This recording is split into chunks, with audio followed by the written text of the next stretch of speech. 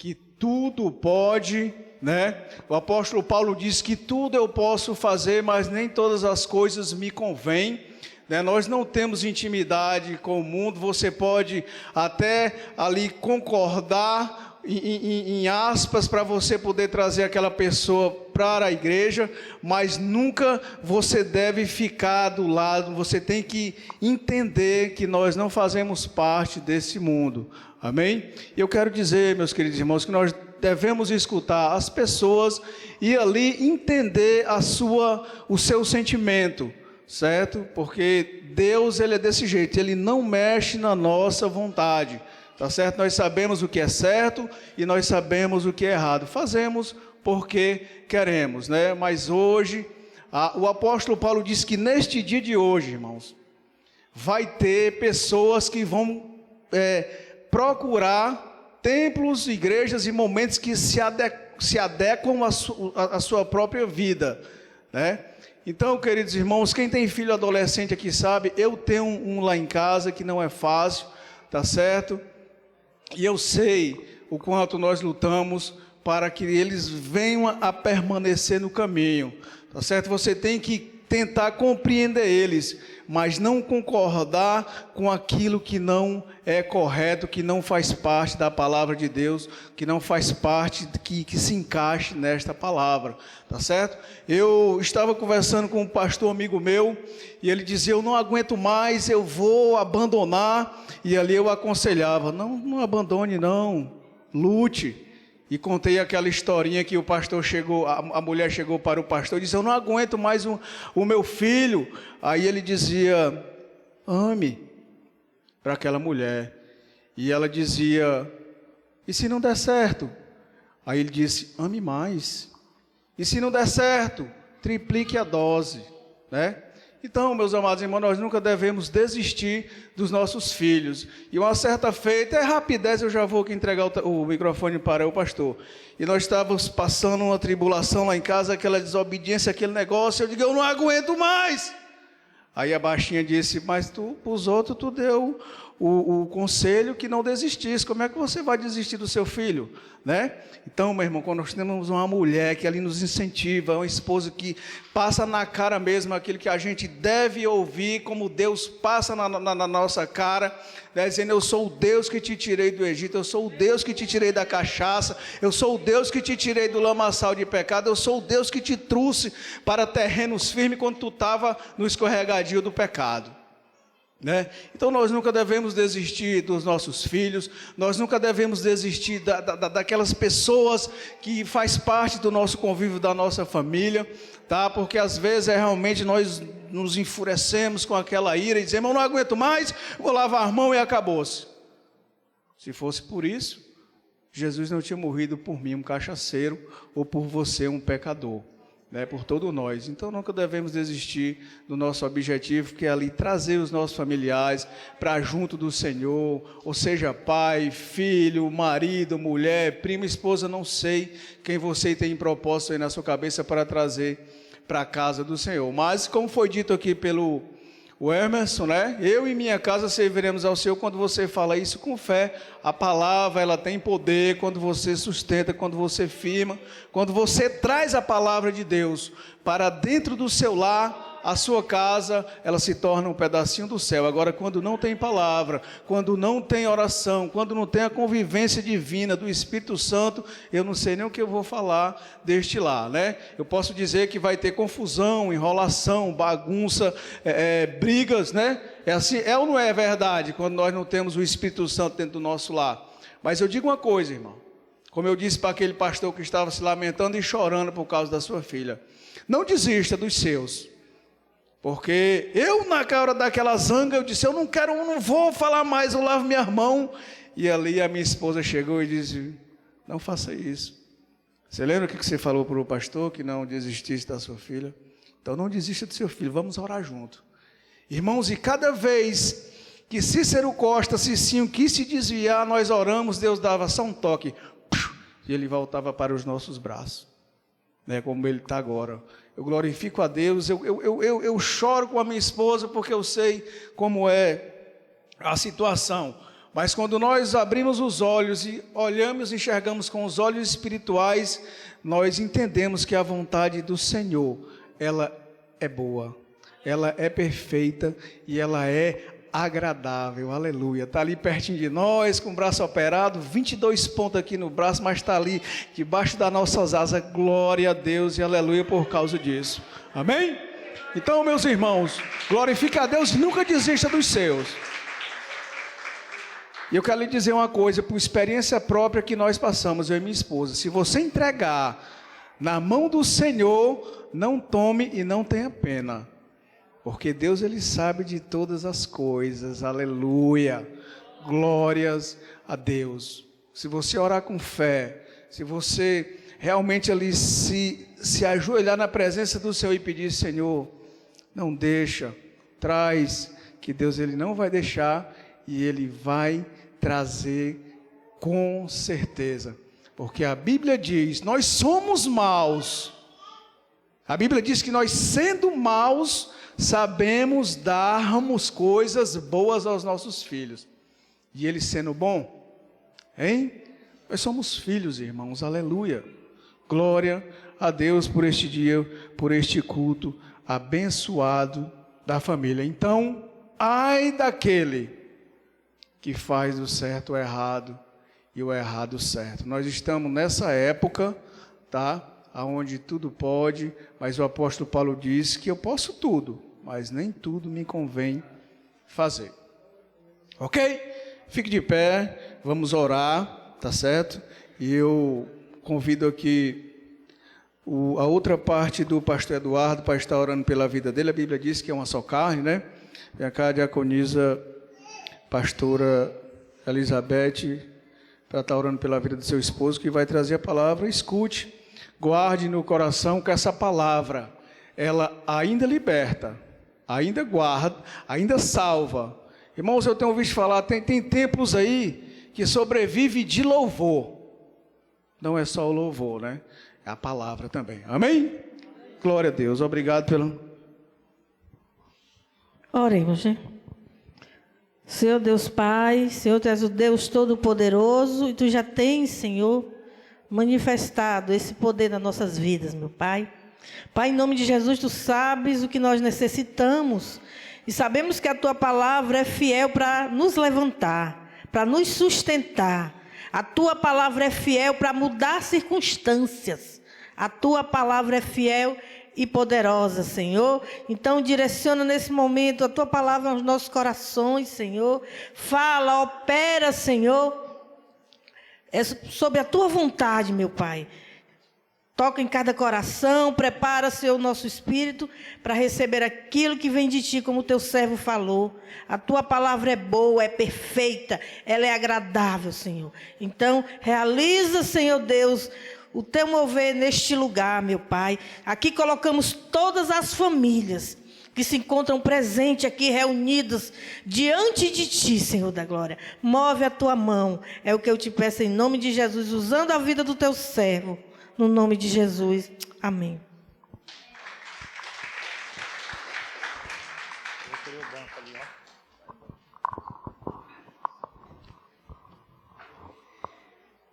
Queridos, boa noite, a paz do Senhor.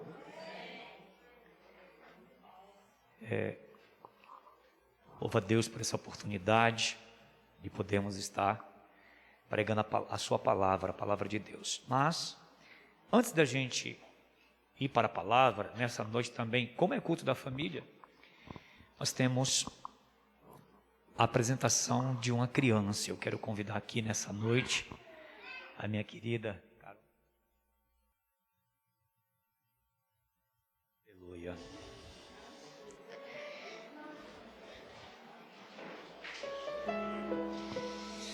Gente, eu fico emocionado, viu? Eu tenho esses dias me motivado bastante, porque, reiterando aqui as palavras da irmã Evani, os meus olhos têm visto muitos milagres acontecerem.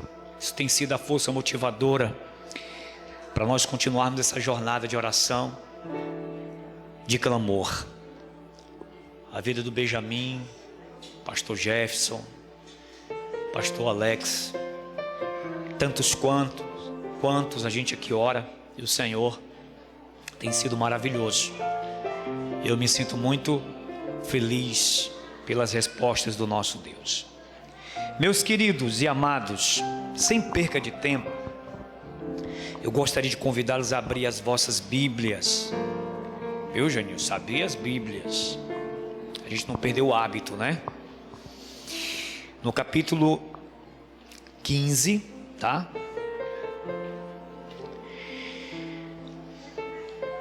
Do Evangelho de Lucas. Capítulo 15 do Evangelho de Lucas.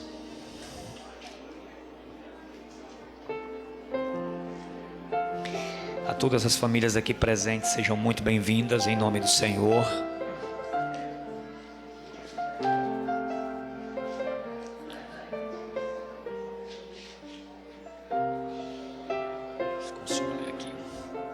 Quem encontrou, diga amém.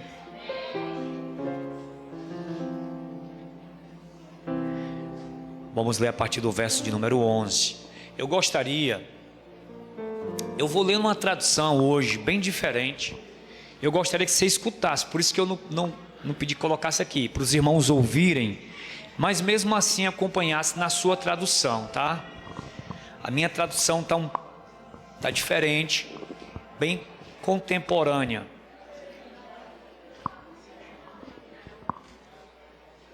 Capítulo 11, aliás, capítulo 15, a partir do verso 11 até o 32, que nos diz o seguinte: ouça. Ele contou outra história. Um homem tinha 2 filhos. O mais novo disse ao pai: quero minha herança agora mesmo. O pai então dividiu a propriedade entre os 2 filhos. Não se passou muito tempo e o filho mais novo arrumou as malas e foi morar num país distante. Por ser indisciplinado e esbanjador, desperdiçou tudo o que possuía. Estava já sem dinheiro quando uma seca devastou aquele país e ele começou a passar necessidades. Um cidadão o contratou para cuidar de porcos e, para piorar, ninguém lhe dava nada. Ele chegou a passar tanta fome que teve vontade de comer a lavagem dos porcos. Isso fez cair na realidade e ele pensou: os empregados de meu pai têm 3 refeições por dia e eu estou aqui morrendo de fome.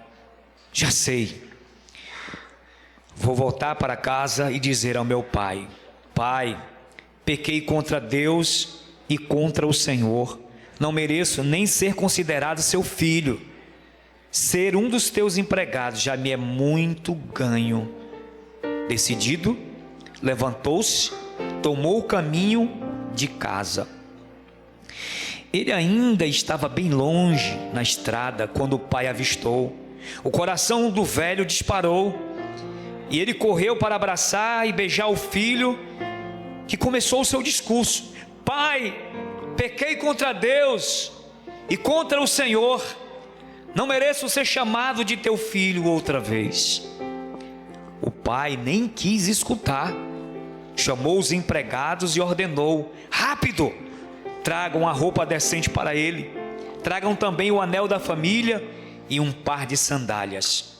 Depois vão buscar uma novilha bem gorda, preparem um churrasco, vamos festejar, vamos nos divertir. Meu filho está aqui, vivo, não está mais perdido, foi achado. E a festa começou. Tudo isso se deu enquanto o filho mais velho estava no campo.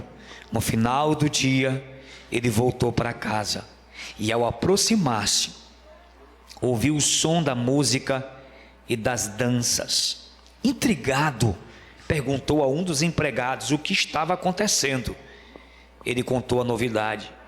Seu irmão voltou para casa. Seu pai ficou tão contente de recebê-lo de volta, são e salvo, que mandou fazer uma festa. O irmão mais velho ficou tão revoltado que não quis participar da comemoração.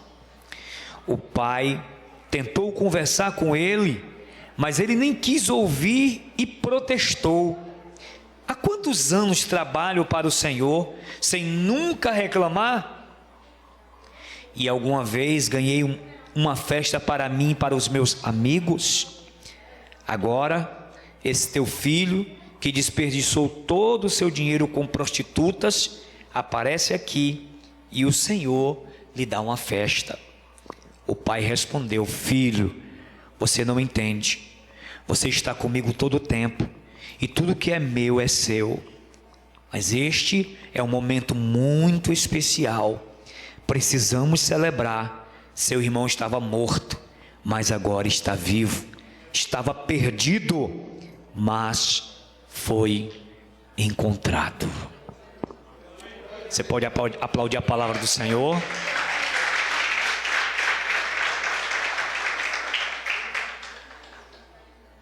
Pode colocar um soninho, viu?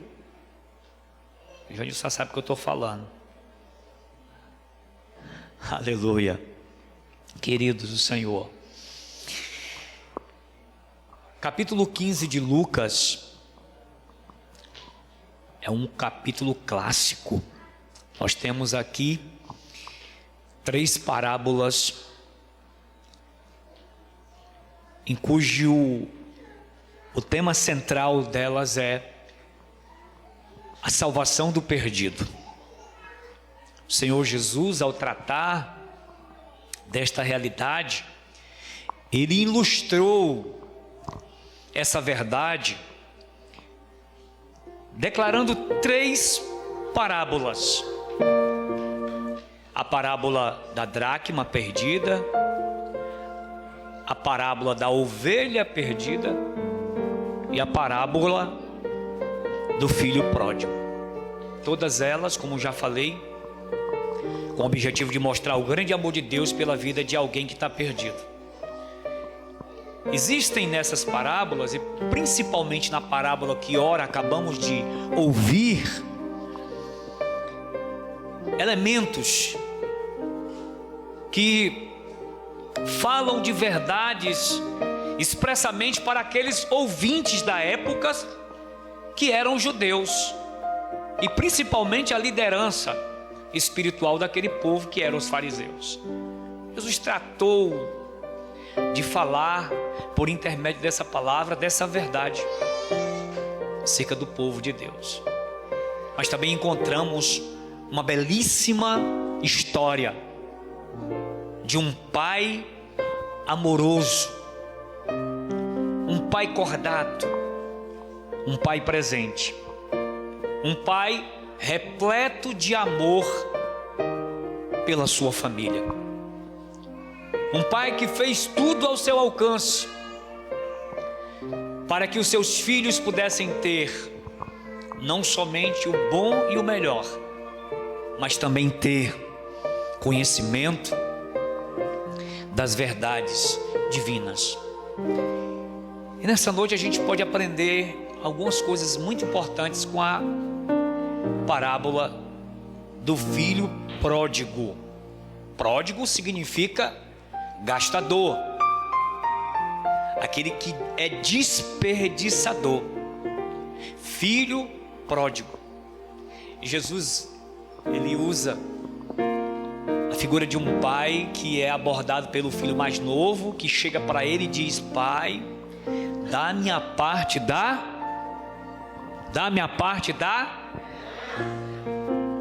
herança. Bom, em Levíticos 21:7,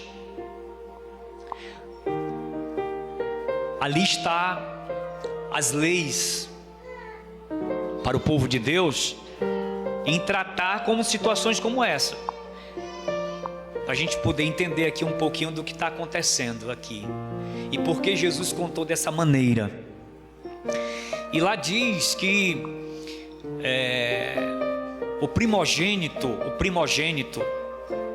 ele tem toda o direito da herança. Se por um acaso, em qualquer momento, o filho mais velho reclamasse a sua herança, o pai poderia fazê-lo, mas ao primogênito. Ok, amém? Ok, irmãos? Mas ao primogênito. Mas nesse caso, que Jesus está contando essa parábola, quem é que pede a parte da herança? O mais moço, o mais jovem, contrariando completamente os desígnios da lei. Mas Jesus faz questão de dizer na parábola que o filho mais moço recebe a sua parte. Eles começam a pensar sobre isso. Ele chega e pede a parte da herança. Pela lei isso não podia ocorrer. Mas o pai automaticamente respeita. Olha para cá, gente. A gente vai já. Eu quero que você fique aqui comigo. Fica comigo. Fica ligado para algumas verdades espirituais que nós vamos aprender nessa noite. Então, o pai não relega, o pai simplesmente atende, porque o pai respeita a decisão do filho. O pai respeita a decisão do filho e reparte, diz a Bíblia Sagrada, reparte entre ambos os filhos a herança. Então o pai dividiu a propriedade entre os dois filhos. Aleluia. Ele entrega a parte para o filho. Aqui é um caso típico de uma crise que está acontecendo na família, né? Filho mais moço quer se aventurar, quer conhecer o mundo, e o pai simplesmente, o pai da parábola aqui, ele não é que concorde, mas ele respeita a decisão do seu filho. E sabe o que é que eu começo a compreender aqui, amados? Preste atenção. É que o pai faz uma leitura positiva da crise que ele estava vivendo. Porque de repente você ser abordado por um filho, dizendo que quer sair de casa, que quer levar a sua parte da herança. O pai que não estava, você que não está esperando, você toma um impacto. E aquele pai que recebe o pedido desse filho mais novo fica impactado, mas ele faz uma leitura positiva daquilo que ele estava vivendo. E apesar de perder, ele não se deixou perder. Escuta isso. Apesar de estar perdendo o filho, ele não se deixou perder por aquilo que ele estava sofrendo. Ele sabia exatamente o que estava fazendo. Hoje as famílias estão enfrentando crises. As famílias estão enfrentando lutas. E muitas vezes nós perdemos duas vezes por não saber agir com situações que nos ocorrem. Primeiro, porque não sabemos lidar com determinadas situações. Segundo, porque talvez a minha família seja uma família desfuncional, ou seja, não tem um padrão definido. Mas essa noite nós vamos aprender como o pai do filho pródigo, no momento de crise familiar, ele agiu. E nós podemos levar isso para casa, amém? A família está sendo atacada. A família está sendo alvo de degeneração. E nós precisamos lidar com os problemas atuais que estão ocorrendo no seio das famílias. E essa é uma bela história para a gente aprender. Primeiro, o que podemos aprender com esse pai? O que podemos aprender com esse filho rebelde? Com toda essa família? Eu vou dizer para você. Em primeiro lugar, nem tudo que na família planejamos, sai como queremos. Eu vou repetir: nem tudo na família sai como nós planejamos, apesar de tudo que você faça para o bem da sua própria família. O que você está me dizendo, pastor? Eu estou lhe dizendo que o filho pródigo tinha tudo para ficar em casa. O filho pródigo tinha um pai que era maravilhoso. O ambiente era salutar. Porém, por mais que aquele pai pudesse fazer o melhor, porque assim somos nós, queremos o melhor para a família. Você ensina teu filho o caminho, você ensina teu filho as verdades, mas chega um momento que já não é mais você, papai e mamãe, são eles que vão decidir.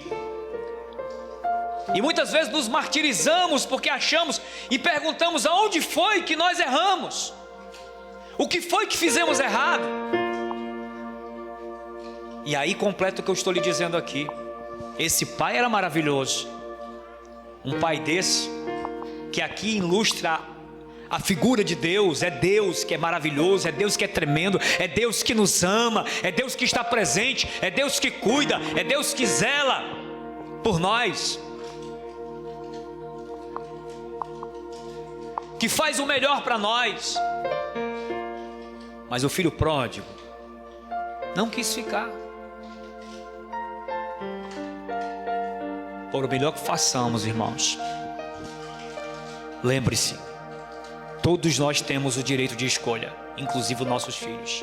Sempre falei aqui nesse altar, não é porque meus filhos estão em cima do altar que existe garantia de que eles estão já completamente salvos. E agora eu tenho um desviado. Isso significa dizer, queridos, que eles são dotados de escolhas, que cada um escolhe. Esse pai aqui não censurou: meu filho, por que você vai sair de casa? Por que, meu filho? Você tem tudo em casa. O pai simplesmente, irmãos, simplesmente atendeu o pedido. Sabe o que é que a gente aprende? Que tem pais que querem estar controlando. Não faz isso, não faz aquilo. Não está. Gente, olha para cá. Filhos na nossa vida são passageiros.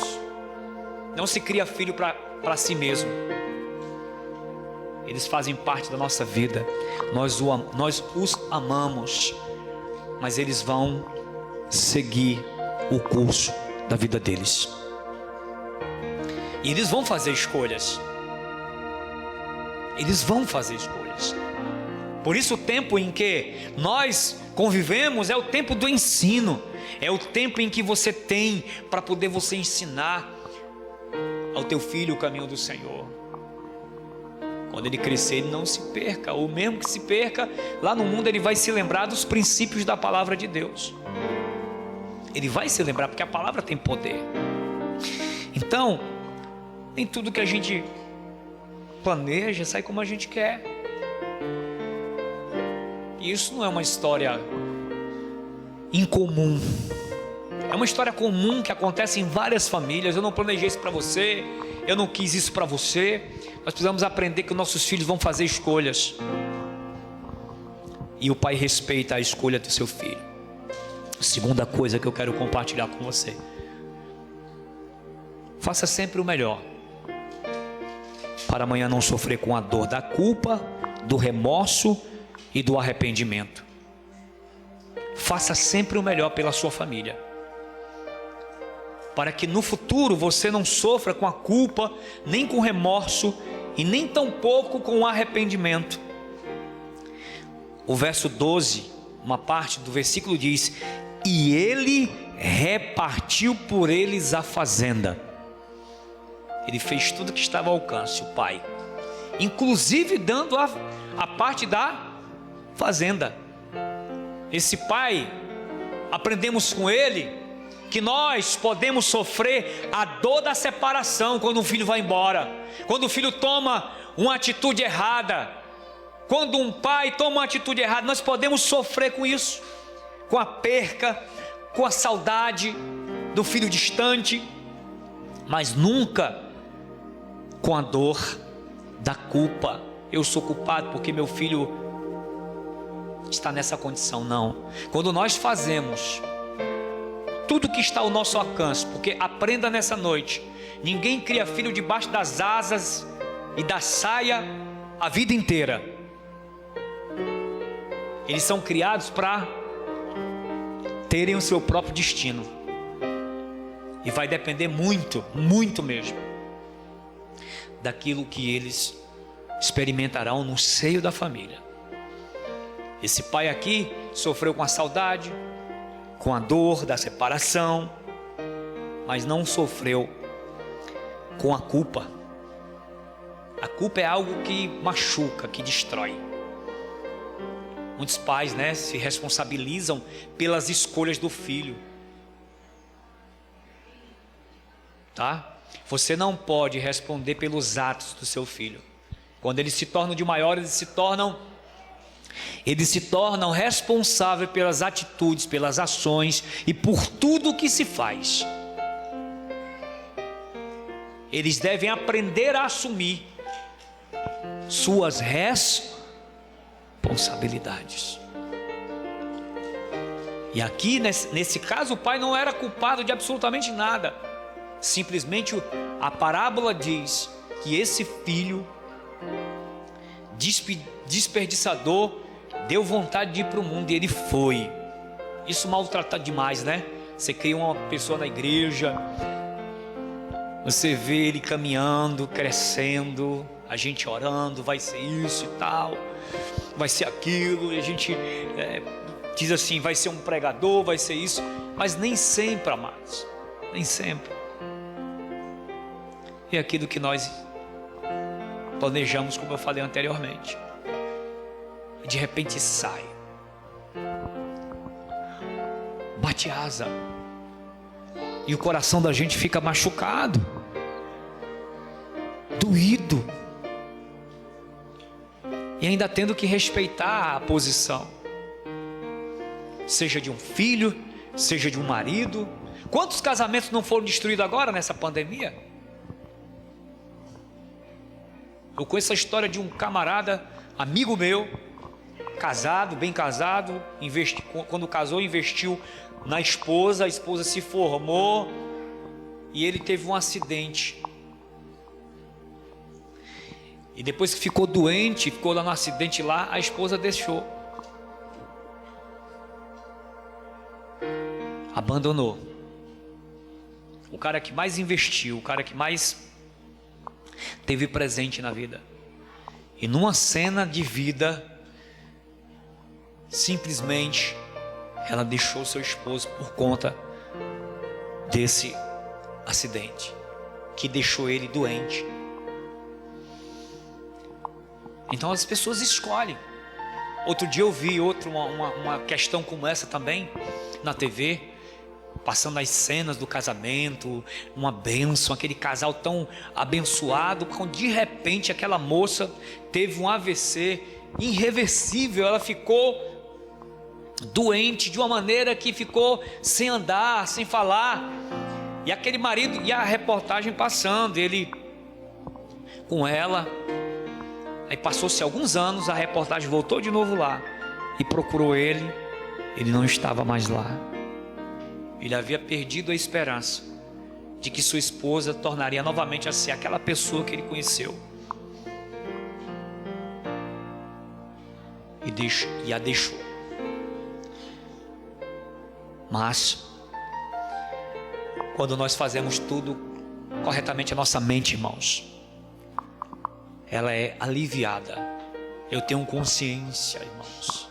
Todos nós temos consciência de que quando nós fazemos o melhor para a nossa família, ensinamos, isso nos tira das nossas mãos o sangue.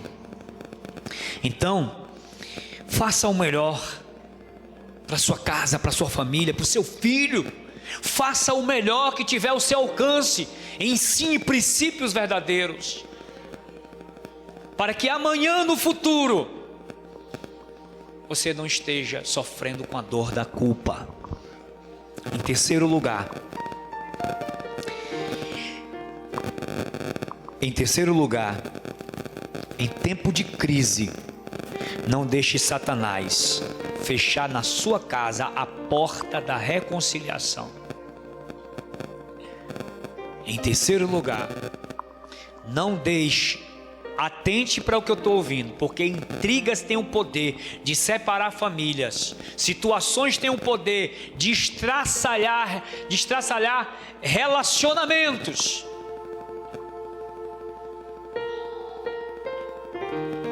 Em tempo de crise, quando tiver problema na família, quando tiver passando problema no casamento, com os filhos ou com quem quer que seja, não deixe Satanás fechar a porta da sua casa para a reconciliação. Olha o que o verso 20 diz.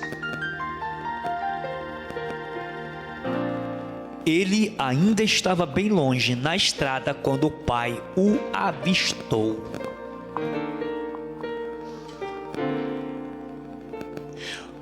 A minha versão diz: o coração do velho disparou e ele correu para abraçar e beijar o filho.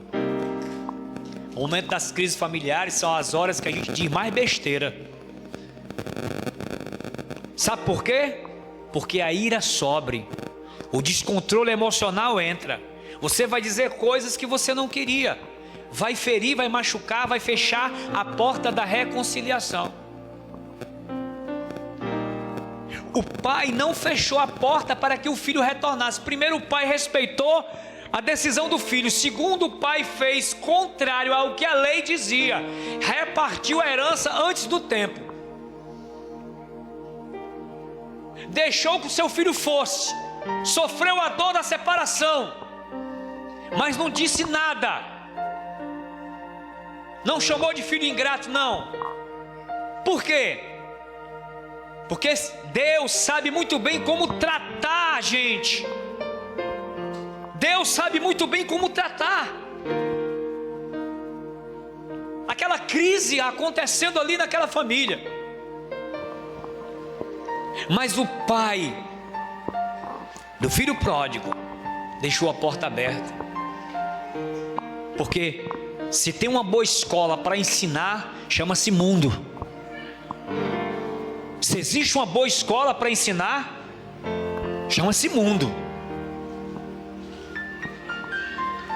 Estão comigo? Amém? Então se prive de dizer aquilo que você quer. O pai deixou a porta aberta, não ameaçou, não disse: se você sair por essas portas, já sabe, né? Não volte mais aqui. Não, o pai do filho pródigo não disse isso. Ele disse não. Ele simplesmente deixou ir. Sabe por quê, amados? Porque o milagre passa pela porta da reconciliação. Todos nós somos pecadores. Em algum momento de nossa vida nós vamos falhar. A misericórdia que você espera é a misericórdia que você deve também liberar sobre a vida do outro. Estão comigo? Estão ouvindo o que eu estou dizendo aqui? A misericórdia que você espera sobre a sua vida. E isso Jesus nos ensinou na oração dominical. A misericórdia que você espera encontrar é a mesma misericórdia que você deve delegar sobre a vida do outro.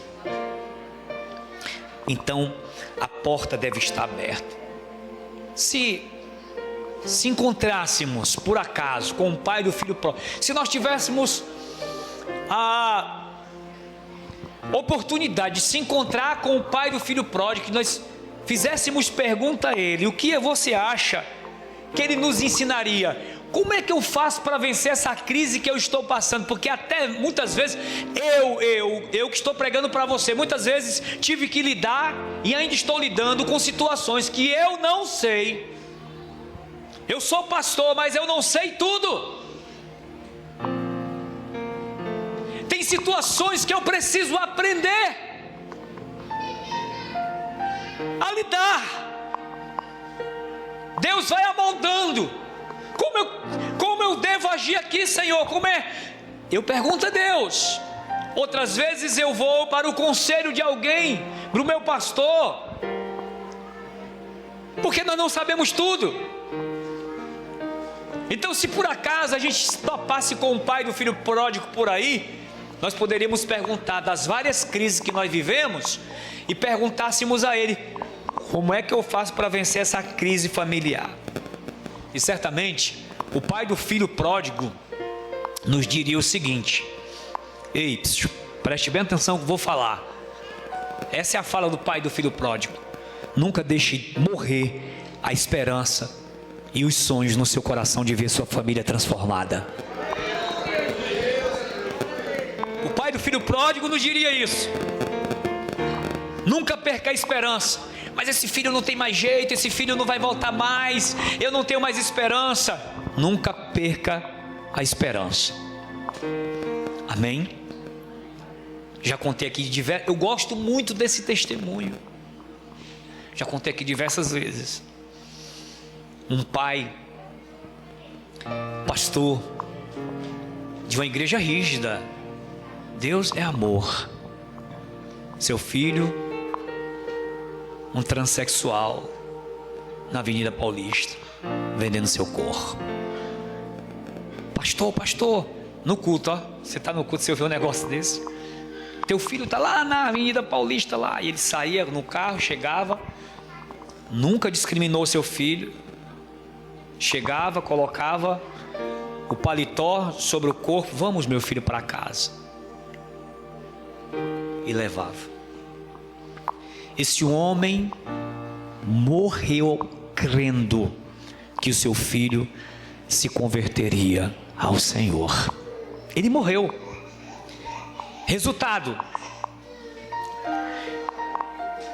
o Paulinho, o nome dele é Paulinho, se encontra com Jesus, se converte, se casa, tem filhos, cresce no ministério e se torna pastor.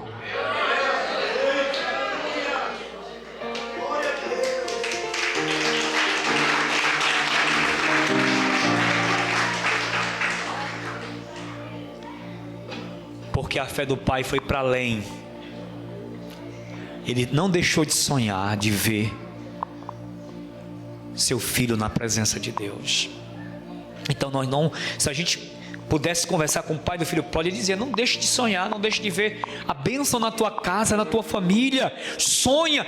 Ei, pessoal, nós devemos sonhar com nossos filhos aqui louvando ao Senhor, com nossos parentes aqui sentados e levantando e crendo no poder de Deus. Eles estão com o filho pródigo lá fora. Vamos crer no nosso coração. O pai não perdeu a esperança de ver o filho voltar. Ele não saía da varanda.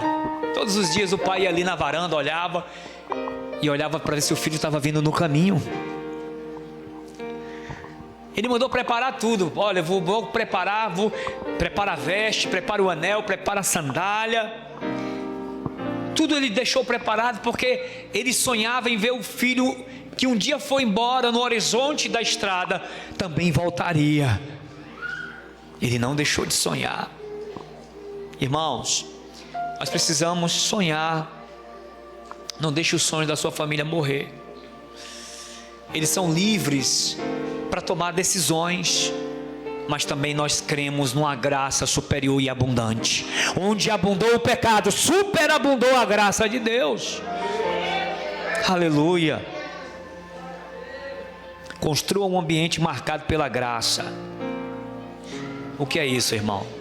Construir um ambiente marcado pela graça. Graça de Deus é favor imerecido. O que nós não merecemos, Deus nos deu. Tá? Perdão, amor, misericórdia, livramento, tudo isso Deus te deu. Às vezes a pessoa fica trazendo à memória aquilo que Deus já perdoou faz tempo. Então a gente vê na família, nesta família, principalmente na figura do pai, que representa Deus, ações e manifestações de graça. Como assim, pastor? Primeiro, em sua relação com seu filho, Quando o filho pediu parte da herança, o pai logo deu para um filho que talvez até estivesse pedindo a morte dele. Mas que esse velho morra logo, me dê logo a minha parte da herança. Mas o pai manifestou o quê? Graça, deu o que ele não merecia. Segundo, quando o filho maltrapilho volta, sem dinheiro, o pai toma uma atitude de graça. Ele não reprova, não cobra o dinheiro que ele gastou. Cadê meu dinheiro? Você vai trabalhar agora como um dos meus empregados. Você é um filho insolente, vou lhe dar uma lição. Não. O pai simplesmente não joga nada na cara dele. O pai abraça, perdoa, coloca vestido, anel, sandália e manda preparar o bezerro cevado. Eu estava olhando esses elementos. A veste era uma veste comprida, o anel e a sandália. A veste fala de distinção, de nobreza. Distinção e nobreza. O pai estava devolvendo a ele a distinção. O anel, bota um anel nele. O anel era um símbolo de autoridade e de vida familiar. Deus estava dizendo: você está voltando para a tua família, meu filho. E por que a sandália? A sandália só era dado para aqueles que tinham condições, porque os escravos andavam descalços, mas os filhos andavam calçados. Então o pai estava dizendo para aquele homem, para aquele filho que estava voltando, com muita graça: meu filho, você não é um escravo, você é um filho desta casa. Com a sandália, era isto que Deus estava dizendo: você não é um qualquer. Glória a Deus. Então, são ações e manifestações de graças que nós precisamos, irmãos. Às vezes, como foi falado pelo diácono Cícero aqui, no calor da ira, a gente quer resolver os nossos problemas. A gente não aceita, confronta as nossas questões. Não é verdade, irmãos? Confronta o que nós cremos. Mas essa parábola nos mostra o grande amor que Deus tem para conosco. E como Ele se alegra quando um filho volta à sua presença. Como Ele se alegra quando um filho se converte. Jesus disse que nós vamos ser conhecidos pelo amor. O filho mais velho, legalista, censurou o irmão, não teve misericórdia, acusou o irmão. A gente vê muita gente fazer isso. Esse gastador, esse pecador, esse fez isso, fez aquilo. Eles em volta, o Senhor dá a ele um bezerro cevado. Um bezerro cevado é maior.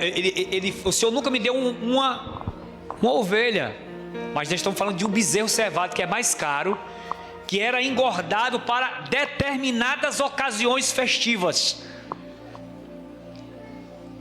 O Senhor nunca me deu sequer uma ovelha para me se alegrar com meus irmãos. Esse filho aqui estava perdido dentro de casa. É o tipo de filho que só obedece por medo, por rancor. Não obedece por amor. Esse filho estava perdido dentro da casa do pai, mas o pai o ouve. O que é, meu filho? Tudo que é meu é teu, filho. Tudo que é meu é seu. Então, amados, eu termino essa mensagem dessa noite falando que o filho pródigo diria, se a gente topasse com ele também: ei, filho pródigo, o que é que você me diz das suas experiências? Sabe o que é que ele ia nos dizer? Cuidado com as decisões em tempo de crise, porque você pode estar decidindo errado. E isso pode ser seu fim. Cuidado com o que você está querendo para a sua vida. Pense. Não se precipite. O filho diria isso para a gente. Eu me precipitei e quebrei minha cara.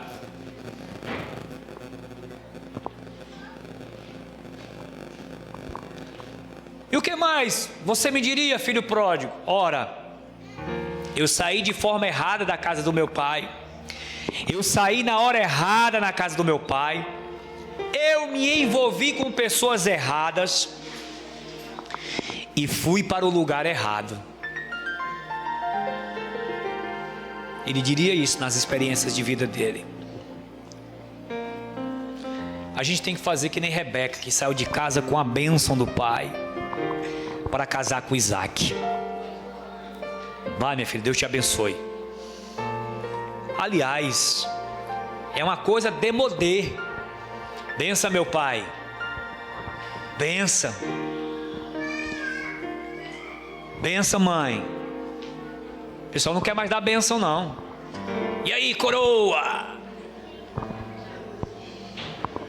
Beleza, meu irmão? Quer tratar de igual para igual. Não está errado, amado. Você não sabe o que é a bênção paterna sobre a vida dos filhos. Como é importante.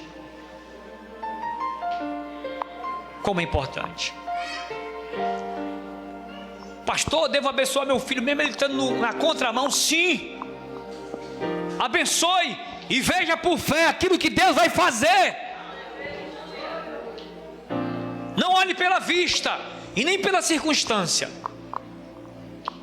Deus, quando olhou para a gente, não viu o que nós éramos, Ele viu aquilo que nós somos.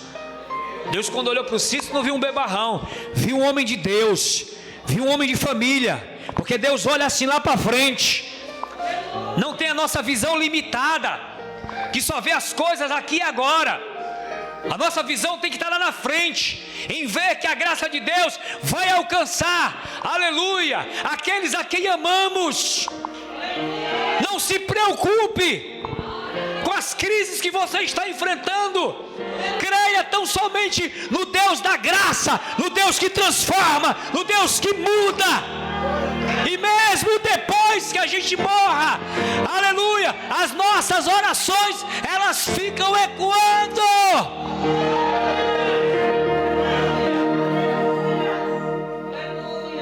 Abraão andou por fé, em busca de uma cidade.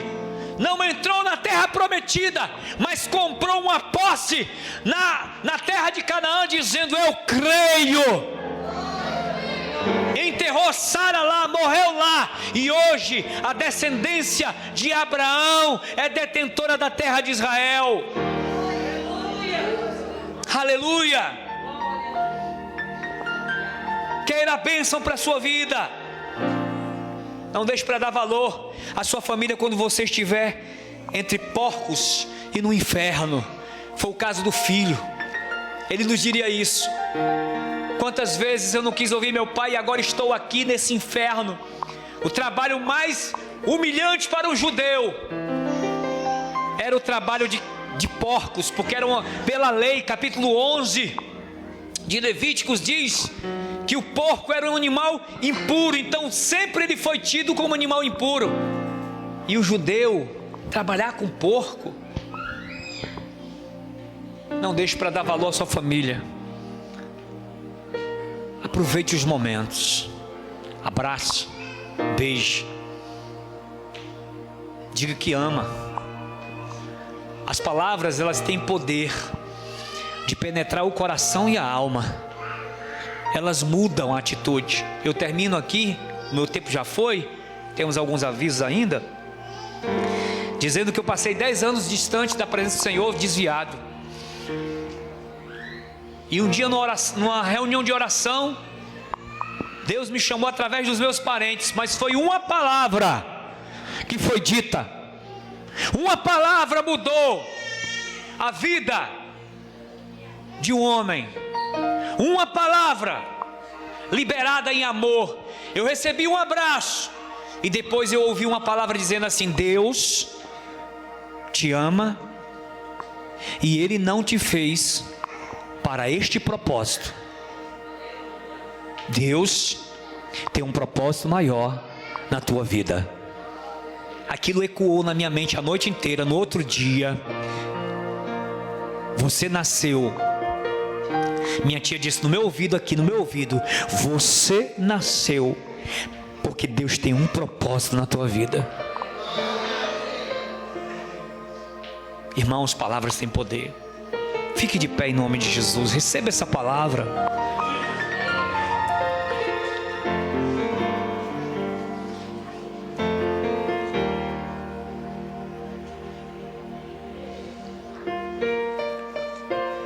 Nunca é tarde demais para dizer como filho: levantar-me-ei e irei ter com meu pai. Deixa essa intriga para lá, não vale a pena, te machuca. Deixa essa querela para lá. Deixe Deus trabalhar na sua vida. Ame acima de tudo. Não condene. O dedo que aponta recebe 3 de volta para cima da gente mesmo. A pessoa cega pelo pecado, ela não consegue enxergar. Por mais que você fale, e ela nos vem como pessoas sem misericórdia. Ame, e no amor você vai ver reconciliação entrando nas portas da tua casa. Você vai ver salvação de Deus entrando na tua casa. Você vai ver a mão de Deus operando dentro do teu lar. Eu creio, porque quem me prometeu é fiel. Eu creio, porque quem me prometeu é fiel. Feche os teus olhos, eu quero orar com você. E se alguém nesta noite deseja vir à casa do Pai, eu quero entregar a minha vida para Jesus, eu quero mudar de vida, eu não quero mais ser um filho pródigo, eu não quero mais estar distante da tua presença. No seu lugar você levanta só sua mão assim, ó. Eu quero Jesus nessa noite. Só faz levantar. Levanta a tua mão hoje, porque é hoje que Deus marcou um encontro contigo. É hoje que Deus entrou para falar especialmente ao teu coração e dizer que você não é um bastardo, você é filho do Deus vivo e poderoso, e que Deus tem um plano tão poderoso, você nem imagina o tamanho que o plano que Deus tem para você. Você não sabe nem o que Deus está preparando. Abra a mão nessa noite e diga: Deus, entra na minha vida. Move, Senhor, entra nos cômodos da minha casa, do meu coração, da minha família, eu te entrego. Tem alguém? Glória a Deus. Então vamos orar. Pai Santo, Pai querido, a tua palavra foi pregada nessa noite. Eu entrego nas tuas mãos, Senhor Deus, essa igreja que é o teu povo, essa igreja que é teus filhos. Pai, nessa noite eu suplico, eu clamo e eu te peço, pelo poder que há no nome de Jesus, restauração nos lares, Senhor, restauração física, espiritual, na vida de cada membro da família, Senhor. Pai, que haja reconciliação. Eu profetizo reconciliação. Toda seta do inimigo, Senhor, esteja por terra, meu Pai, em nome do Senhor Jesus. Na noite de hoje, Pai, eu entrego toda a glória e toda a honra a Ti. É Tu, meu Senhor. Recebe, Senhor Deus, a glória nessa noite, e abençoa o Teu povo e os Teus filhos, em nome do Pai, do Filho e do Espírito Santo. Se você crê, diz: aplaude o Senhor bem forte.